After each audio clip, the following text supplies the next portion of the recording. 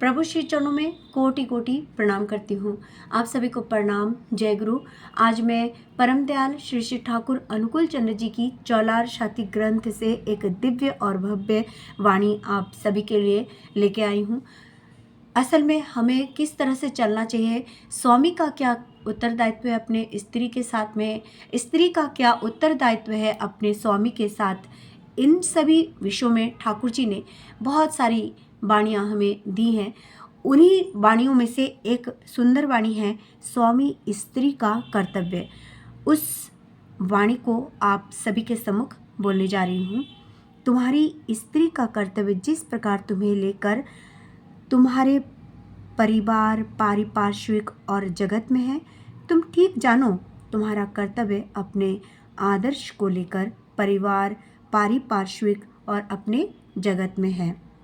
इसका व्यतिक्रम होने पर व्यतिक्रमानुयायी फल भी तुम्हारी स्त्री को उसके वैशिष्ट पर जिस प्रकार आक्रमण करेगा, सांघातिक होकर तुम्हें और तुम्हारे विशेषत्व पर उसी प्रकार आक्रमण करेगा।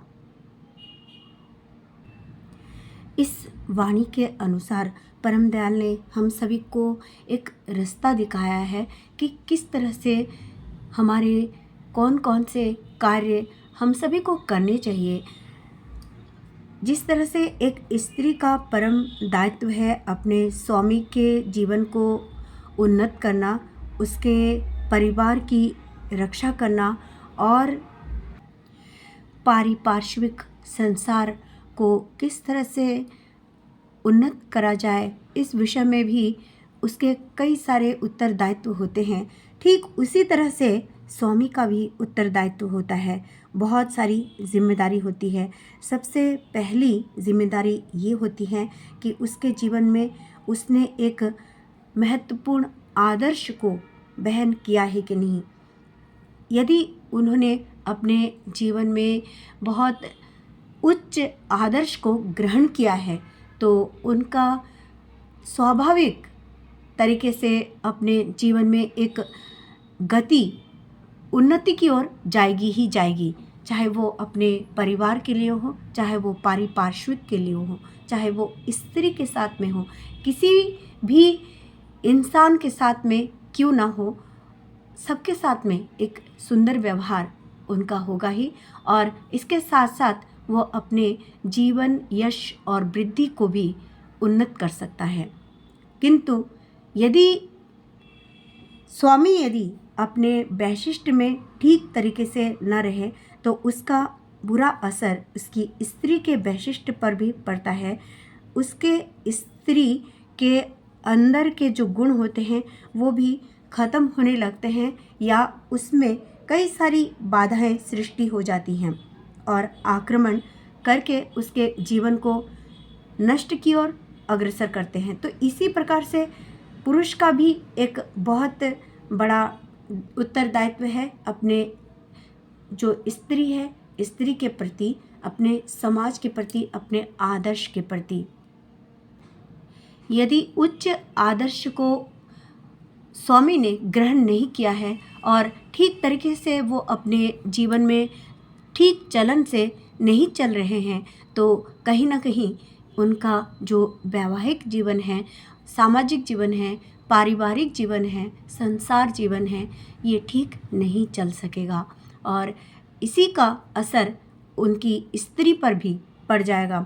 इसलिए अपने जीवन को बचाने के लिए, अपनी स्त्री के जीवन को बचाने के लिए, अपने परिवार को उन्नत करने के लिए, उनको बचाने के लिए, पारिपार्श्विक को उन्नत करने के लिए, उनको बचाने के लिए, अपने विशेषत्व को उन्नत करने के लिए, उनमें जितनी भी विशेषताएं होती हैं वो विशेषताएं खत्म ना हो, वो बढ़ें, उन्नति की ओर अग्रसर हों, इस ओर प्रयास करना बहुत ज़रूरी है। और इतनी सुंदर ये वाणी है, इसके अनुसार चलना हमारा नितांत कर्तव्य है और बहुत ज़रूरी है कि हम सभी इन सभी बातों की ओर ध्यान रख के चलें। इसी संबंध में एक बात मैं कहना चाहती हूँ। संसार सुखे है रमणीर गुणे, সংসার সুখে হয় রমণীর গুণে, गुणवान स्वामी थाके जार शौने। केवल संसार गुणवती जो स्त्री होती है, पत्नी होती है, उसी में सारे गुण हो और स्वामी में कोई गुण ना हो तो वो संसार कभी भी उन्नति की ओर अग्रसर नहीं होता। क्योंकि एक स्त्री, मान लीजिए सामने के पहिए हैं या पीछे के पहिए हैं, दो पहिए। कहने का तात्पर्य यह है कि यदि दो पहिए स्त्री है एक गाड़ी की, संसार रूपी गाड़ी की, और दो पहिए स्वामी हैं, दो पहिए स्त्री है, दो पहिए स्वामी है, ये चार पहियों से एक गाड़ी चलती है। यदि दो पहिए खराब हो गए और दो पहिए ही ठीक है तो गाड़ी आगे नहीं चल सकती। इसीलिए चारों पहियों का ठीक प्रकार से चलना ज़रूरी है, नहीं तो ये जीवन की गाड़ी ठीक तरीके से नहीं चलेगी। परम दयाल ने हमें जीने के लिए कई सारी ऐसी बहुत महत्वपूर्ण बातें बताई हैं।